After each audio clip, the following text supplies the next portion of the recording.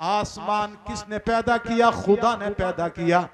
बड़े बड़े पहाड़ों को अल्लाह ने पैदा किया, बड़े बड़े समंदरों को अल्लाह ने पैदा किया, जन्नत और दोज़ख को अल्लाह ने बनाया, फरिश्तों को अल्लाह ने बनाया, हमें आपको अल्लाह ने पैदा किया।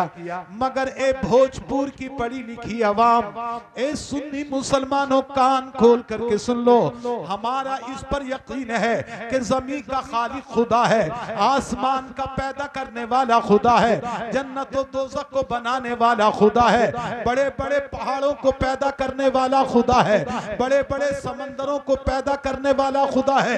मगर सुनो कान खोल करके, ये हमारा अकीदा है कि पैदा तो हर चीज को अल्लाह ने किया है, मगर खुदा की कसम पैदा अपने नबी के सदक़े में किया। सुभान अल्लाह, माशाअल्लाह, नारे तकबीर, नारे रिसालत, हज़रत अल्लामा मुफ्ती अशफाक साहब क़िबला, नारे तकबीर, माशाअल्लाह। आज हमें जो भी कुछ मिल रहा है, माल मिल रहा है तो नबी के सदक़े में मिल रहा है, दौलत मिल रही है तो नबी के सदक़े में मिल रही है, माँ बाप मिल रहे हैं तो नबी के सदक़े में मिल रहे हैं। अजी इतना ही नहीं, हमारा यकीन कामिल है, पूरी तवज्जो से सुनो, आज हमें ईमान मिला है तो बोलो नबी के सदक़े में मिला है, इस्लाम की दौलत मिली है तो बोलो नबी के सदक़े में मिली है, कुरान मुक़द्दस हम तक पहुँचा है तो नबी के सदक़े में पहुंचा है। इतना ही नहीं, मेरा ईमान कामिल है, जिस दिन हमारा इंतकाल होगा ईमान पर होगा, इंशाअल्लाह हम ईमान पर दुनिया से जाएंगे तो ये भी मेरे नबी का सदका होगा, कब्र के अंधेरे से बचेंगे ये भी नबी का सदका होगा, हश्र की तकलीफ से बचेंगे ये भी नबी का सदका होगा, और पूरा मजमा मिलकर के कह दे हमें कल जन्नत मिलेगी तो ये भी मेरे नबी ये पाक का सदका। सुभान अल्लाह, माशाअल्लाह, क्या बात है।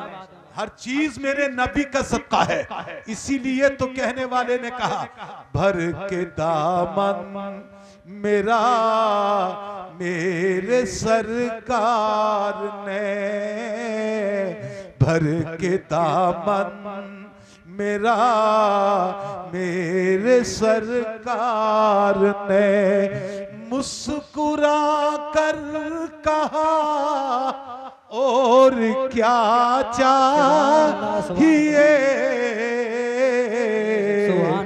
हश्र के दिन हमें और क्या चाहिए, साया-ए दामने मुस्तफा चाहिए,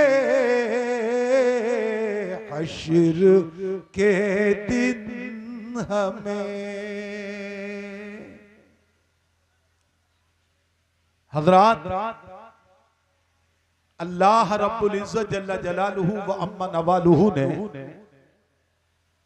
अपनी उस किताब में कि जिसको अपने हबीब पाक सल्लल्लाहु अलैहि वसल्लम पर नाजिल किया है, यानी कुरान मुक़द्दस के अंदर अल्लाह इरशाद फरमाता है, कुल इन कुंतुम तुहिब्बूनल्लाह, जरा पूरी तवज्जो कुछ देर के लिए मेरी तरफ रखिए। आप अपने घर से चलने आए हैं जलसा सुनने के लिए, यहाँ मटर गश्ती के लिए नहीं आए हैं, आप आए हैं अल्लाह और रसूल की बातों को सुनने के लिए, अपने अल्लाह के पैगाम और अपने नबी की अहादीस सुनने के लिए।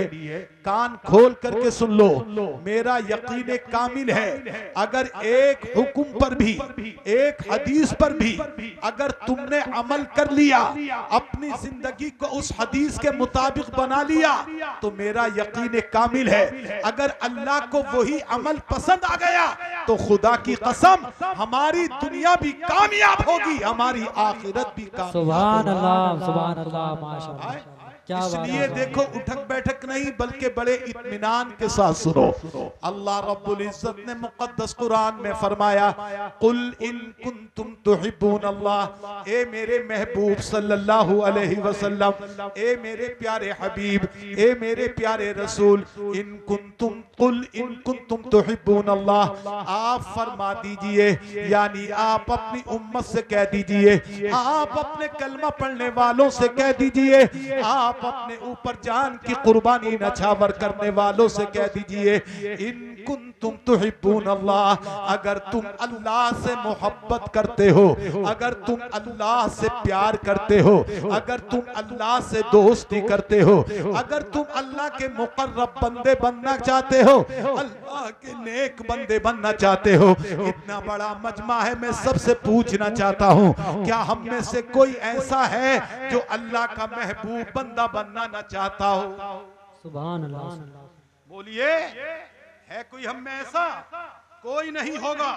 हर एक ये कहेंगे कि हम अल्लाह के महबूब बंदे बनना चाहते हैं, अल्लाह रब्बुल इज्जत के मुकर्रब बंदे बनना चाहते हैं, अल्लाह के प्यारे बंदे बनना चाहते हैं, अल्लाह के नेक बंदे बनना चाहते हैं। अब जरा घर जाकर के सोचो कि हम अल्लाह के नेक बंदे तो बनना चाहते हैं, किसी मालदार से पूछो, किसी भट्टी वाले से पूछो, किसी और दौलतमंद से पूछो, किसी प्रोफेसर से पूछो, किसी आलिम से पूछो, किसी मास्टर से पूछो, क्या तुम अल्लाह के नेक बंदे बनना चाहते हो? तो हर एक यही जवाब देगा, मौलाना ये क्या कह रहे हैं, हाँ हम अल्लाह के नेक बंदा बनना चाहते हैं, मगर मैं अब उन लोगों से कहना चाहता हूँ, मैं अपने आप से भी कहना चाहता हूँ, हम अपने आप रात को चारपाई पर लिटाएं और लिटाने के बाद सोचें, हमारे दिल की तमन्ना तो यह है हम अल्लाह के महबूब बंदे बने, अल्लाह के प्यारे मुकर्रब बंदे बने, मगर बने किस तरीके से?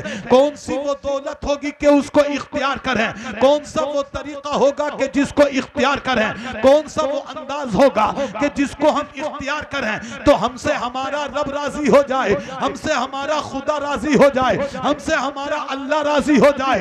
तो सुनो मुसलमानों, हमें इस सवाल का जवाब खुद कुरान दे रहा है।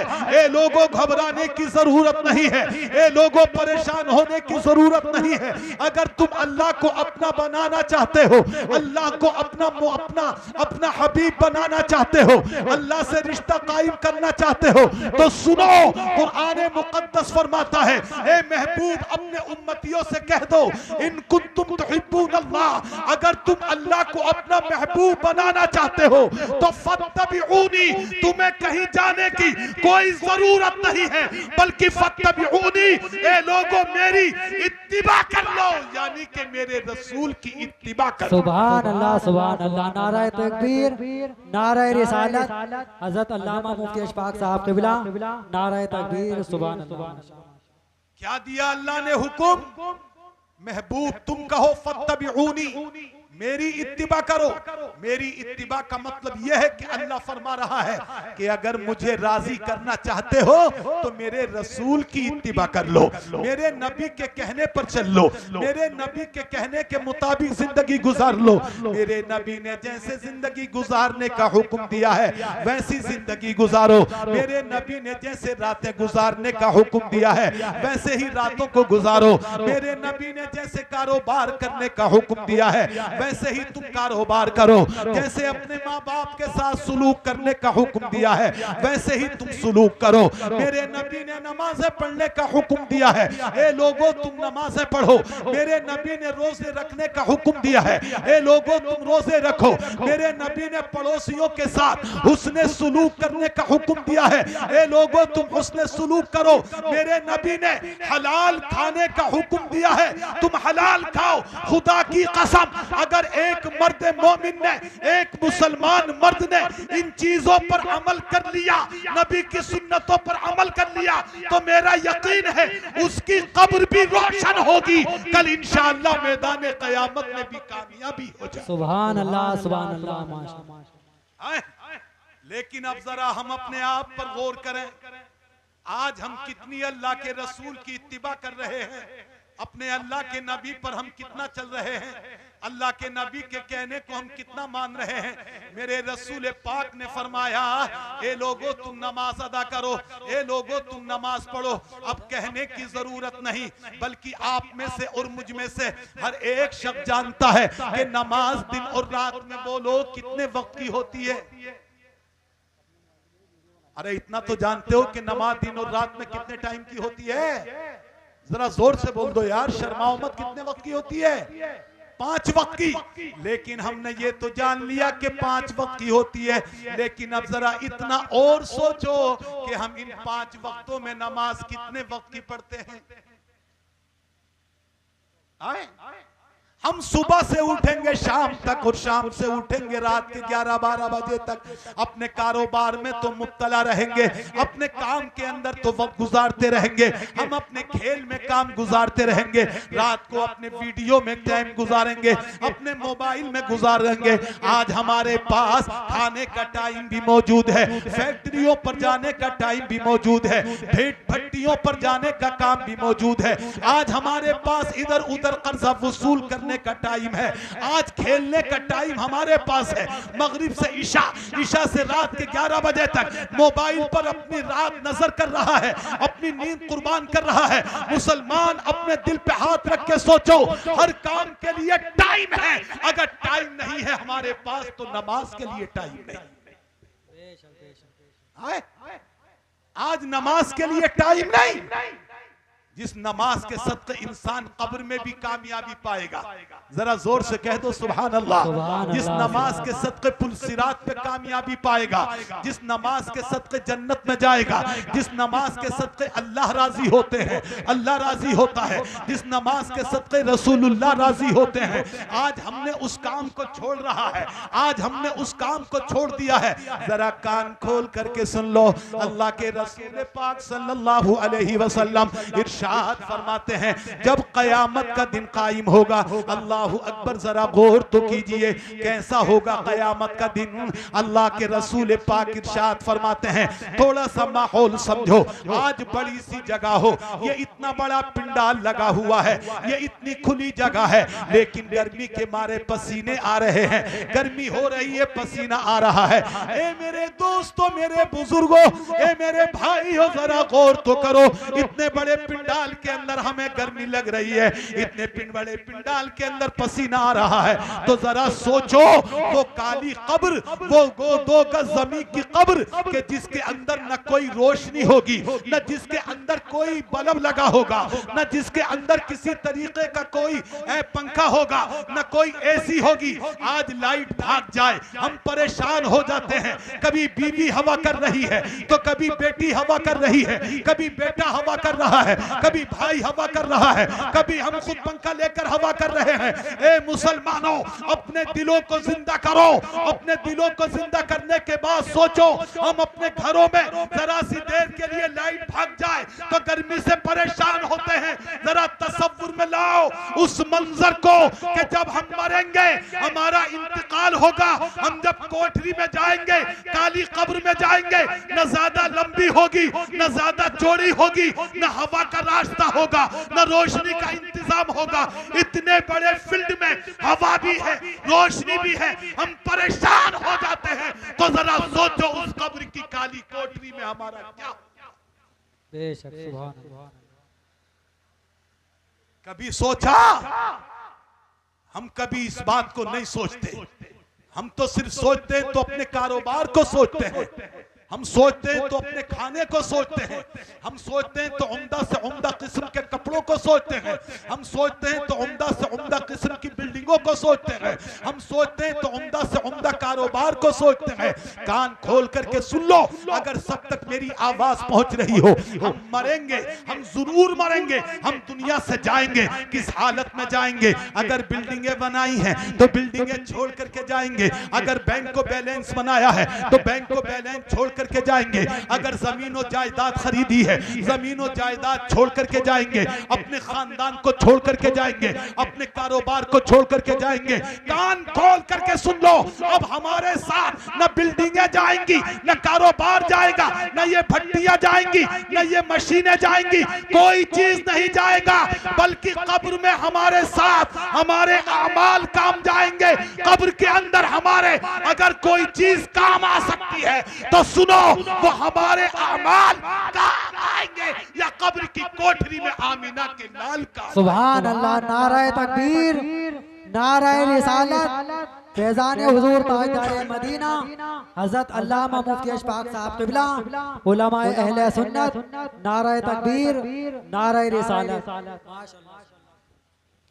आज हमारा आलम ये हो चुका है, हम कब्रिस्तान भी जाते हैं तो आज हंसी मजाक कर रहे हैं, मुर्दा लेकर के चल रहे हैं तो हंसी मजाक कर रहे हैं, कब्रिस्तानों में पहुंच रहे हैं तो हंसी मजाक चल रही है।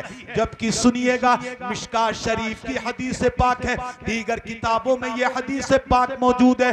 अल्लाह के रसूल पाक सल्लल्लाहु ताला अलैहि वसल्लम के दामाद हजरत उस्मान गनी रज़ी अल्लाह ताला अन्हो, जरा जोर से कह दो सुभान अल्लाह, और बुलंद आवाज से पूरा मजमा बोलो सुभान अल्लाह। ये उस्मान गनी कौन है? ये वो जी मर्तबा शख्सियत है खुलफाए अरबा में जिनका शुमार होता है तीसरे नंबर के खलीफा हैं। कौन? हजरत उस्मान गनी। मेरे नबी को कितना प्यार है, जरा तवज्जो कीजिए। आपने अपनी एक बेटी का निकाह किया किससे? हजरत उस्मान गनी से, मगर अल्लाह की मर्जी उनका इंतकाल हो गया। नबी ने दूसरी बेटी का इंतकाल, नबी ने दूसरी बेटी का उनके साथ निकाह कर दिया, उनका भी इंतकाल हो गया। हजरत उस्मान गनी के मकाम को समझो, उनकी अहमियत को समझो, उनकी अजमत को समझो। नबी के नजदीक कितने मकाम था उनका। अल्लाह के रसूल पाक की दो मुकद्दस बेटियों का, दो शहजादियों का इंतकाल हुआ। हजरत नबी पाक ने फरमाया, अगर मेरे पास एक नहीं बल्कि 40 बेटियां होती तो मैं एक एक करके उस्मान के निकाह में, अगर एक एक खत्म होती रहती तो उस्मान के निकाह में अपनी 40 बेटियों को मैं अता फरमा दूं। नारे तकबीर, नारे रिसालत। हजरत अल्लामा मुफ्ती अशफाक साहब क़िबला, हजरत अल्लामा मौलाना फैजान साहब क़िबला अज़ीज़ी, नारे तकबीर, नारे रिसालत। सुभान अल्लाह, माशाअल्लाहुल अज़ीम। जरा गौर कीजिए, ये मकाम है किसका? हजरत उस्मान गनी रज़ी अल्लाह ताला अन्हु का। मगर अल्लाह की कसम, मिशकात की हदीस पाक है, हजरत उस्मान गनी रज़ी अल्लाह तबारक व तआला अन्हु जब किसी कब्रिस्तान में तशरीफ लेकर के जाते, जब किसी कब्र में, जब किसी कब्र के पास पहुंचते, जब कब्र को बराबर कर दिया जाता, मुर्दे को दफना दिया जाता, अल्लाहु अकबर। सुनो, हदीस पाक में आता है हजरत उस्मान वहीं पर खड़े हो जाते, उसी कब्र के पास रुक जाते, अल्लाहु अकबर। और हजरत उस्मान उस कब्र को देख करके इतना रोते, इतना रोते, इतना रोते, हदीस पाक में आता है कि आपकी मुबारक दाढ़ी भीग जाती। ये कौन रो रहे हैं? हजरत उस्मान गनी रो रहे हैं। उस्मान गनी के रोने का ये आलम है, कब्र को देखने के बाद कि इतना रोते, इतने आपके आंसू निकलते कि आपकी मुबारक दाढ़ी तर हो जाती। अल्लाहु अकबर, कब्र को देख करके रो रहे हैं। इतना बड़ा मजमा है, जरा एक भी कोई बताए क्या क्या कब्र को देख करके रोते हैं? क्या हम कब्र को देख कर कोई इबरत हासिल करते हैं? क्या हम कब्र के गढ़ों को देख करके ये सोचते हैं कि कल हमें भी आना है, हमें तैयारी करना चाहिए? नहीं नहीं, बल्कि बहुत जल्दी से दफना कर हम कब्रिस्तान से भागते हैं, हम कब्रिस्तान से निकलते हैं, कब्रिस्तान से दूर होते हैं, न कोई इबरत हासिल करते हैं, न कोई सबक हासिल करते हैं। मगर ये अल्लाह के रसूल के सच्चे गुलाम हैं, ये दामाद रसूल हैं, ये दामाद मुस्तफा हैं, हजरत उस्मान गनी हैं रज़ी अल्लाह तबारक व तआला अन्हु, रो रहे हैं। और ये वो उस्मान है कि जिनको मेरे रसूल ने पहले ही जन्नत की खुशखबरी अता फरमा दी है। उस्मान तुम जन्नती हो, उस्मान तुम जन्नती हो, उस्मान तुम जन्नती हो। लेकिन उसके बावजूद इतना रो रहे हैं। एक दिन कुछ सहाबा ने हजरत उस्मान गनी रज़ी अल्लाह ताला अन्हु की बारगाह में अर्ज किया, उस्मान तुम इतना कब्र को देखते हो तो रोते हो, जहन्नम का जिक्र करते हो तो नहीं रोते हो, जन्नत का जिक्र करते हो तो इतना नहीं रोते हो, कुछ और चीजों का जिक्र करते हो तो इतना नहीं रोते हो, आखिर कब्र ही को देख करके इतना क्यों रोते हो? कब्र को देख करके तुम्हारे आंसू क्यों नहीं थमते? कब्र को देख करके तुम्हारे आंसू क्यों नहीं रुकते? इस कदर तुम्हारे आंसू क्यों निकलते हैं? सुनो, गौर से पूरा मजमा सुनो। हजरत उस्मान गनी रज़ी अल्लाह तबारक व तआला अन्हु ने फरमाया, हाँ हाँ, मैं जन्नत देख करके नहीं रोता, कब्र को जन्नत को देख कर नहीं रोता, इतना दोज़ख देख करके नहीं रोता, मगर सुनो कब्र देख करके लोगों मैं इसलिए रोता हूँ कि ये कब्र आखिरत की मंजिलों में से पहली मंजिल है। सुभान अल्लाह। क्या है कब्र आखिरत की मंजिलों में से पहली मंजिल है। अगर इसमें कामयाब हो गए तो आगे को कामयाब होते चले जाएंगे, आगे की मंजिलें आसान होती चली जाएंगी, और अगर यहाँ नाकाम हो गए तो आखिरत की मंजिलें सख्त होती चली जाएंगी, आगे की मंजिलें सख्त होती चली जाएंगी। ये पैगाम दे रहे हैं उस्मान गनी इस हदीस की रोशनी में। अब जरा सोचे हम और आप, गौर करें हम और आप कि हम और आप अपनी कब्र का कितना इंतजाम कर रहे हैं, हम और आप अपनी कब्र को कितना सोच रहे हैं, कब्र में जाने का कितना इंतजाम है, वहां पर हिसाब और किताब का कितना इंतजाम है। आज हम खाली हैं, हमारे नामे अमाल नेकियों से तकरीबन खाली से है।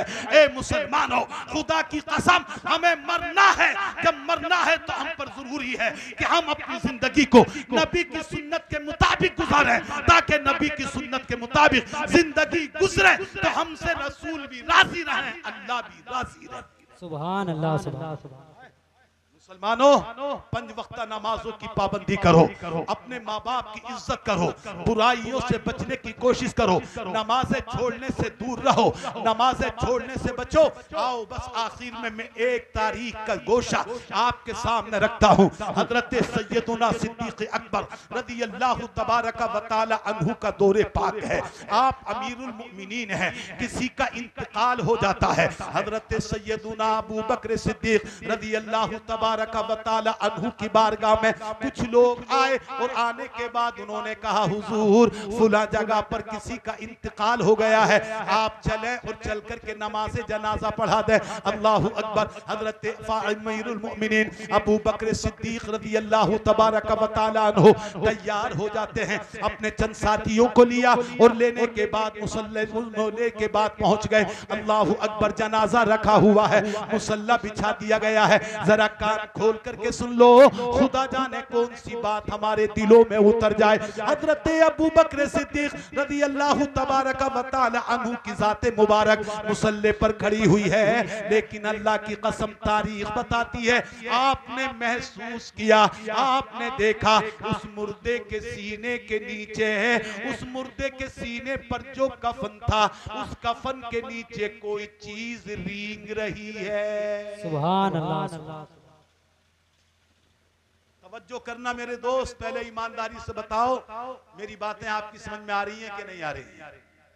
हाथ उठा के बोलो या रसूल अल्लाह, या नबी अल्लाह, या हबीब अल्लाह।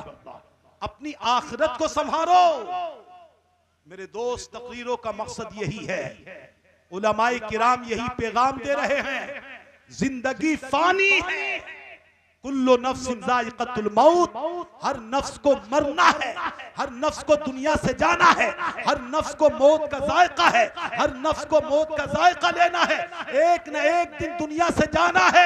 अब हमने गुनाह चाहे अंधेरे में किए हो या हमने उजाले में किए हो, गुनाह दोस्तों की महफिल में किए हो या गुनाह हमने तन्हाई में किए हो, घर में रह करके किए हो या होटलों में किए हो या जंगलों में किए हो या कहीं बाहर किए हो, याद रखो हम अपने गुनाह करके खुद तो भूल सकते हैं, मगर ये दो फरिश्ते हमारे कानों पर जो बैठे हैं हमारा हर गुनाह लिख रहे हैं, नेकी भी लिख रहे हैं। अगर हमने उस गुनाह से माफी नहीं मांगी है तो याद रखो कयामत के दिन वो छोटे से छोटा गुनाह भी हमारे सामने आ जाए। बेशक। सुभान अल्लाह। आज हम गुनाहों को अहमियत नहीं देते, रोड पर बैठे हैं किसी की चुगली कर रहे हैं, किसी की गीबत, किसी से हसद कर रहे हैं, किसी से जलन, किसी की मजाक बना रहे हैं, किसी का कुछ कर रहे हैं। मुसलमानों, अल्लाह के लिए सुधर जाओ, अल्लाह के लिए समझ जाओ, अल्लाह के लिए अपनी आदतों को बदल दो। ये गलत रविश तुम्हें दूर कर देगी, ये गलत तरीके तुम्हें मंजिल से बहका देंगे, ये गलत तरीके तुम्हें मंजिल से हटा देंगे। याद रखो किसी के चलने से, किसी के हसद करने से, किसी पर हसद करने से उसको जो अल्लाह ने दिया है वो कम नहीं होगा, मगर हसद करने से तुम ही परेशानी में मुब्तला हो जाओगे, दिनों रात की परेशानी में मुब्तला। मेरे अजीज, बात शायद लंबी होती जा रही है, मैं आइए अर्ज करूं, हजरत अबू बकर सिद्दीक रज़ी अल्लाह तबारक व तआला अन्हु पहुंच गए, मुसल्ले इमामत पर खड़े हैं। आपने महसूस फरमाया उसके कफन के नीचे कुछ रींग रहा है। आपने कफन हटवाया, कफन हटवाया, कफन हटवाया। खुदा की कसम तारीख मौजूद है, उसके कफन के नीचे एक सांप उसके गले से लटका हुआ है, एक सांप गले से चिपटा हुआ है।